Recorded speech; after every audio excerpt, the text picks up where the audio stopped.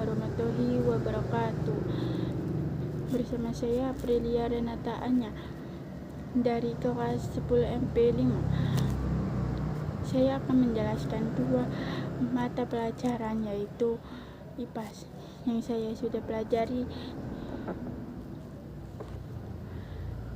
yaitu bab 1, energi dan perubahannya.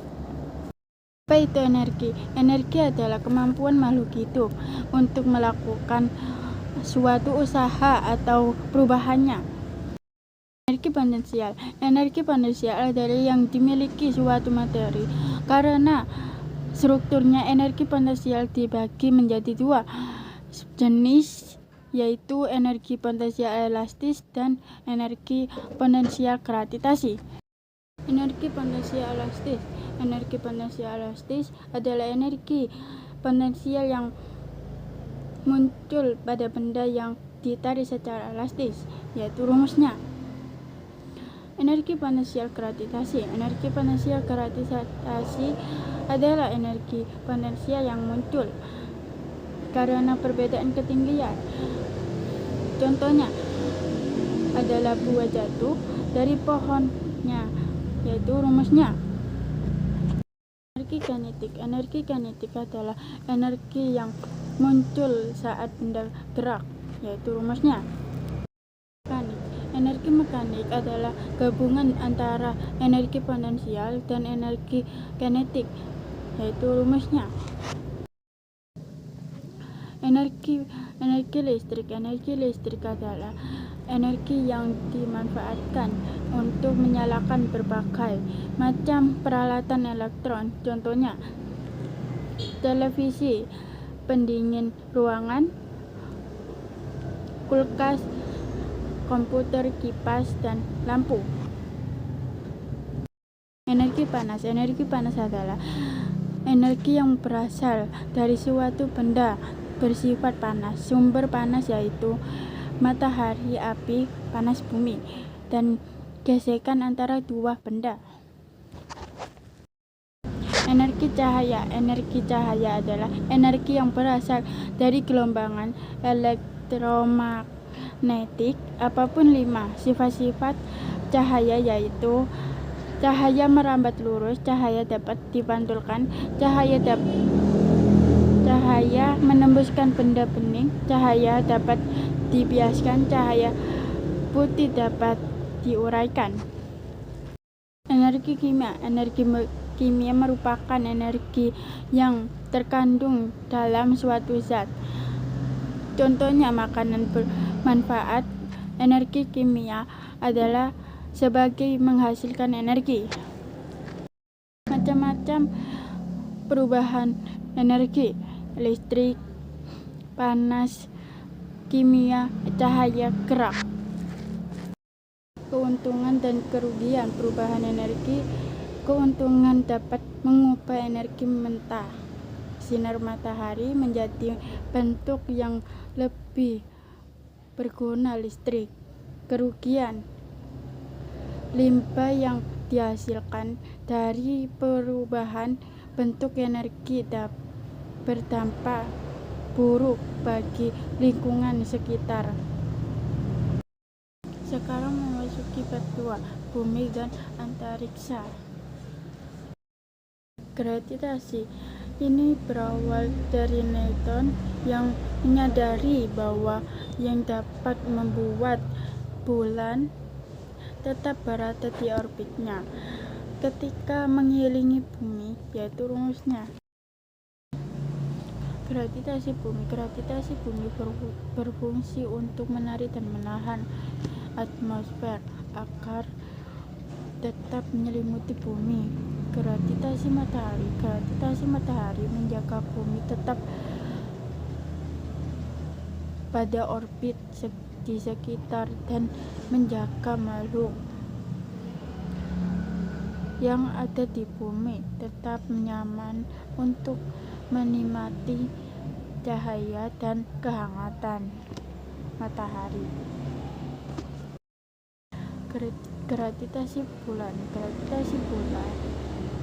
mengakibatkan pasang surut air laut. Ketika posisi bulan dekat dengan bumi, air laut akan pasang. Seratus lapisan bumi. Inti bumi Cori, lapisan terdalam jari-jari 34-70 km. Mantel bumi, lapisan tengah tabel 900 km. Kerak bumi, terus lapisan terluar tabel 5-7 km.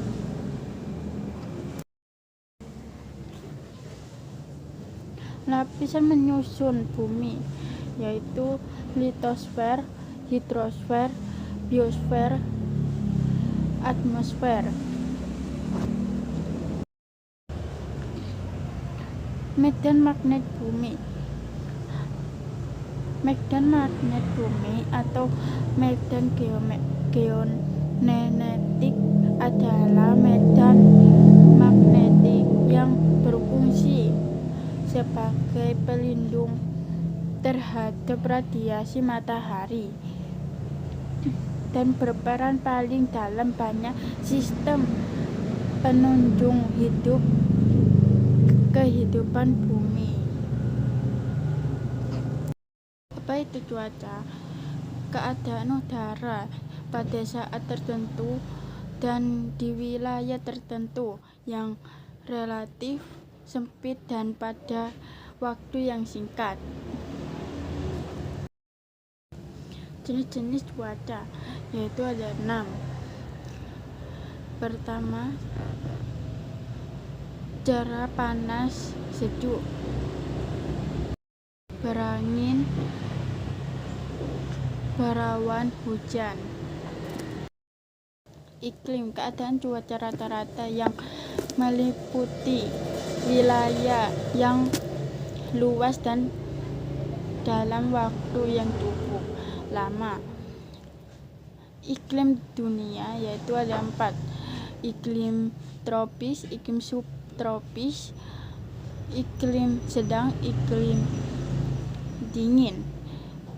Iklim di Indonesia ada 3.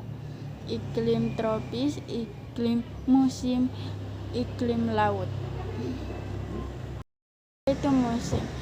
Musim adalah periode dalam setahun yang dibedakan berdasarkan kondisi cuaca dan iklim khusus. Ada 4 musim: musim semi, musim panas, musim gugur, musim dingin. Ada 2 musim di Indonesia yaitu musim hujan dan musim kemarau. Gempa bumi merupakan salah satu jenis bencana alam geologi. Bencana alam geologi merupakan bencana alam yang terjadi karena faktor tenaga dari dalam bumi. Jenis-jenis gempa bumi: gempa tektonik, gempa konvergen, gempa transform, gempa vulkanik, gempa runtuhan. Jenis gelombang yaitu 1. Gempa primer PWV, gempa sekunder SWV. Apa itu bencana? Bencana adalah peristiwa yang mengancam dan mengganggu kehidupan masyarakat. Bencana sebab oleh 2 faktor yaitu faktor alam dan faktor manusia. Bencana dapat mengakibatkan timbul korban jiwa, kerusakan lingkungan, kerugian harta benda, dan dampak psikologis. Itu mitigasi Mitigasi adalah upaya untuk mengurangi resiko bencana baik sebelum maupun setelah bencana terjadi. Mitigasi dapat dilakukan melalui membangun fisik, penyadaran, dan meningkatkan kemampuan menghadapi bencana.